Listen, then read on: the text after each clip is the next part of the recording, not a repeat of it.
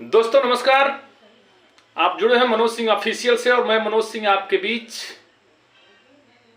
एक छोटा सा वीडियो सेशन बनाने जा रहा हूं जिसमें कि आपके अंदर की जो कंफ्यूजन है लगभग खत्म हो जाएगा। उसी पर हम चर्चा करेंगे। और जो बिहार में वहां पोह की स्थिति बना है, जो भ्रामक की स्थिति बना हुआ है, उस सब पर विराम लग जाएगा। केवल और केवल 12 तारीख तक इंतजार करिए आप, ठीक है। 12 तारीख के बाद सब मसला ही खत्म हो जाएगा। अब चलिए मैं 2-3 पॉइंट पर बात करता हूं। पहला पॉइंट है हम लोगों का शुरू से ही यही प्रोसेस रहा है कि हम लोग एनआईएस डीएलएड की जीत हो और 5 राज्य और 2-3 राज्य और आ गए हैं। 8 राज्य का लगभग एमए फाइल हो चुका है। और कल मैंने आपको जैसे कि बताया कि फाइनल सबमिशन भी हो गया है। अब कैंसिल होने का कोई बात नहीं है। उसी बीच में हमारे मनदीप कालरा सर जी के द्वारा भी एक बात कही गई है कि भाई वो विशेष रिक्वेस्ट किए हैं कि सर इसको जितना जल्द से जल्द हो सके सुना जाए, सबको स्टॉप करके इसको सुना जाए और इस पर तुरंत डिसीजन लिया जाए। जो भी हो वो तो भविष्य के गर्भ में है, लेकिन 12 तारीख को हम लोगों का मंगलवार दिन है और हम कामना करते हैं कि मंगल ही मंगल होगा, ठीक है। और जो बिहार में जो उहापोह की स्थिति बना हुआ है और जैसे कि CWJC 5324 का जिक्र कल हमारे सत्यम भाई कर रहे थे, तो उसमें एक अररिया के हमारे शहबाज राही जी हैं, उनके द्वारा हमें फोन किया गया कि सर मेरा रिस्पोंडेंट में नाम है 15-16 लोगों का, इसका पिटिशनर में 145 लोगों का नाम है, क्या होगा। तो मैं उन सभी साथियों से जो सिलेक्टेड कैंडिडेट हैं उसमें एनआईएस डीएलएड हो या बीएड हो चाहे रेगुलर डीएलएड हो, यदि खतरा होगा तो सबके ऊपर होगा और नहीं खतरा होगा तो किसी के ऊपर नहीं होगा।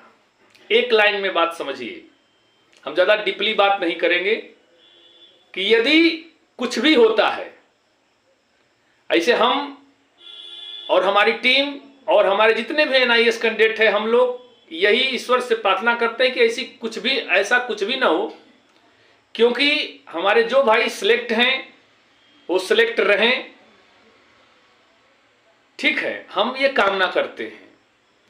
तो हमारे कामना करने से या नहीं करने से वो बात अलग की है, लेकिन हम ये चाहेंगे और जो साथी यानी हमारे जो सत्यम भाई कल बता रहे थे, हम उनसे भी अपील करेंगे कि सर ये सब चीजें हैं, इस पर विशेष विचार न करते हुए और जो काम कर रहे हैं, जो वर्क कर रहे हैं वो करते रहे। फर्जी जो तरीके से हैं वो मतलब बाहर जा सकते हैं, कोई दिक्कत की बात नहीं है, ठीक है।